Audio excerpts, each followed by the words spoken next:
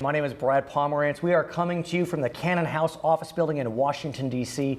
We are joined by Henry Waxman, member of the United States Congress. Sir, thank you so much for joining us. We appreciate it. Thank you very much. I want to speak with you about an issue that some may think is esoteric, but could impact many Californians and Americans, and that's the question of the sequester. Yes. A process whereby the federal deficit is decreasing, but at very rapid rates. What's your sense of the sequester? Well, people thought of the sequestration when they talked about the bishops in Rome choosing the new pope. Right. They brought them all together and locked the doors. Maybe that's what they should do for Congress. Oh my. But the sequestration was an automatic meat-axe cut in appropriated money for the military and defense as well as domestic programs. It doesn't affect Medicare and Medicaid. Did Medicare to some extent, but a lesser extent. But what's interesting is there was a sense that the sky was going to fall once sequestration hit, yet the markets don't seem to have reacted much on a day in and day out basis. Other than the air traffic controllers situation, it doesn't seem to have really impacted Americans. Is that of concern to you, given that it appears you would like to see the sequestration reversed? The sequestration was set up to be so awful and so stupid that both Democrats and Republicans would reach an alternative agreement to avoid it.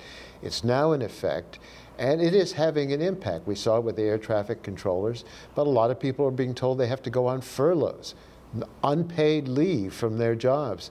They have to pay their bills. Nobody's giving them a furlough from paying their obligations. And we're seeing that, and it's disruptive. A lot of the contractors, the military contractors in the South Bay area, district, in my district, are having a tough time trying to deal with this. And so it's a mindless idea to just say we're going to cut everything equally. There's some programs, if they're not worthwhile, we should eliminate them. But others, we ought to be sure we fund. So the one thing I have heard from people out and about is that they're not so sure what the sequester does, but there's a little bit of frustration that the Congress, they'll fix the sequester as it relates to meat inspectors or air traffic controllers, but with regard to Head Start or jobless benefits, that won't be fixed. That won't be fixed. And so are you hearing the same thing from your district? Your constituents expressing that concern, that why is it you're fixing things that impact the wealthy, but you're not fixing the issues that impact those that are of lesser means? Well, they impact the wealthy and the middle class as well.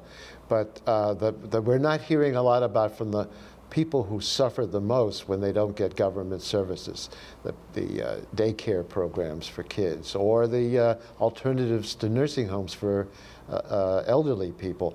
We don't hear Meals about that. on Wheels. Meals on Wheels, or we don't hear about the reductions in biomedical research funding. It makes no sense. Nobody would support that kind of a cut. So where does the Congress go from here?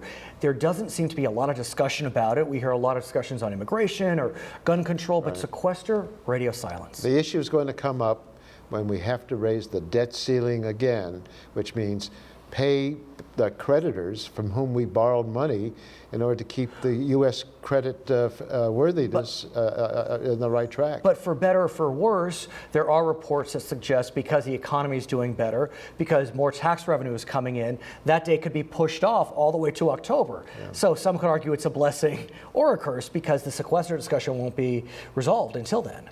Well, sequestration is not just this year as bad as it is already.